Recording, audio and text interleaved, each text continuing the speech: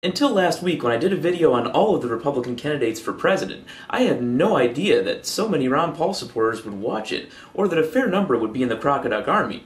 Then again, I did predict the reaction right in the video. We know that Ron Paul supporters are very vocal and make a lot of noise in proportion to their actual numbers, which explains why he's so popular on the grassroots level and in all these silly straw polls or any other measure of level of commitment to a candidate.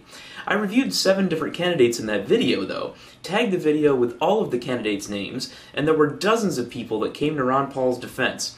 You know what percentage of commenters defended or expressed support for the other candidates I talked about, which collectively have several times the support of Ron Paul? I counted it up, did the math, and figured it out. Are you ready? It was exactly 0.0%. Clearly, Dr. Paul requires a more thorough examination. There are, in fact, a couple significant issues that I generally agree with him on. The first one is the drug war. The federal war on drugs has been an abject failure by nearly any standard you could care to cite, yet we're constantly doubling down on it, partly because nobody wants to look weak on crime. Also, nobody wants to make it seem like drugs are suddenly not so bad for you, and although I don't believe this would happen, they also fear a very undesirable result of a higher rate of drug addiction. On the various shooting wars we've been in, I think he's generally correct that Iraq especially was a huge mistake, and just hours ago the Iraq war finally ended. We should meddle less in other countries, but I think a lot of us are already figuring that out. Even the most hawkish of the hawks knows that nobody has the appetite for another war of the scale of Iraq or Afghanistan, almost no matter what the circumstances at this point. And that's about where my agreement with him ends. Now, just to be clear, I have nothing personal against Ron Paul. It's all about issues. I also don't think there's anything wrong with his innate intelligence, meaning he's at least somewhat capable of reason, which is more than I can say for some of his competition, particularly the 2 brainless parrots Perry and Bachman, and the embarrassingly uninformed Herman Cain, who wasn't much better. A couple internet tough guys aside, I give most of you Ron Paul fans credit for coming at me with some kind of argument, even if my last video upset you. I saw a lot of comments that simply don't match what the good doctor has to say on his own website, though. Oh, and for those of you that were angry at me for saying that he has no chance to be elected and insinuating that my lack of confidence is part of the issue, let's get realistic.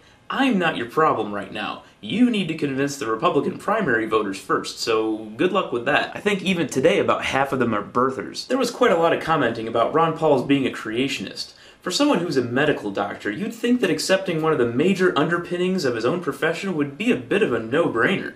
Some of his apologists made comments about how he didn't think evolution happened, but that he wasn't a creationist either. Now, I don't know what other options there are at the moment, but I've never heard him enumerate them. The fact is, he said he doesn't accept evolution, and based on all of his other statements he's ever made, he clearly thinks it was some kind of magic, presumably God. Now, I don't care that he's a believer, but to also be a creationist is a problem for me. Some supporters, and even Ron Paul himself, have said that the question isn't relevant to a president, but I would dispute that because it's a symptom of an overall problem with critical thinking skills and evaluation of evidence. I demand that our president be better at critical thinking than Kirk Cameron. Ron Paul wants to get rid of the EPA. It says on his website that private landowners should be the ones to deal with polluters. This isn't the biggest issue in the race today by any stretch, but it perfectly encapsulates the kind of thinking that I loathe in conservative politics. Most of Ron Paul's supporters would probably define themselves as anti-corporatist libertarians of some stripe, yet you're supporting a man that would make the courts the sole arbiters of environmental issues with no government oversight. Court cases cost money, which victims of pollution often don't have, and courts tend to side with the best lawyers, which cost money. If toxic sludge gets dumped all over a trailer park full of Ron Paul supporters in West Virginia or something, what do you think their chances are of getting any justice without help from the government against a multinational corporation? Maybe you watched Aaron Brockovich repeatedly until you thought that was the normal outcome. I also don't want to hear anyone blathering about how Ron Paul is such a champion of liberty. If you're female, he does want to curtail your liberty because he'd like the government to be able to decide if you need to carry a pregnancy to term or not. He says right on his website that he wants Roe v. Wade to be struck down, and he wants to prohibit federal judges from hearing cases on the issue when states implement anti-abortion legislation. That sounds like a pretty significant breach of separation of powers, not to mention a matter of personal autonomy that the government should not be deciding.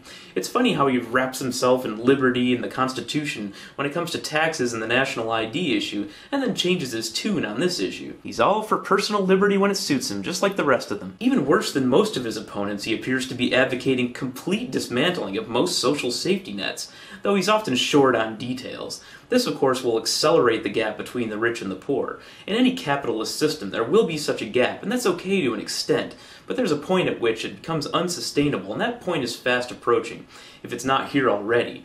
Giving people feel-good talking points about he's going to let you keep more of your money and how he's going to abolish the IRS isn't going to even remotely address that gap, and will in fact make it far wider. On top of that, he wants to reduce capital gains and estate taxes to zero, effectively ensuring that wealthy families stay wealthy forever, without having to lift a finger. For someone who doesn't accept evolution, he certainly seems to be advocating for social Darwinism. To put it bluntly, there's only one circumstance where I would want him at the White House. I nominate Ron Paul for White House Garden Gnome.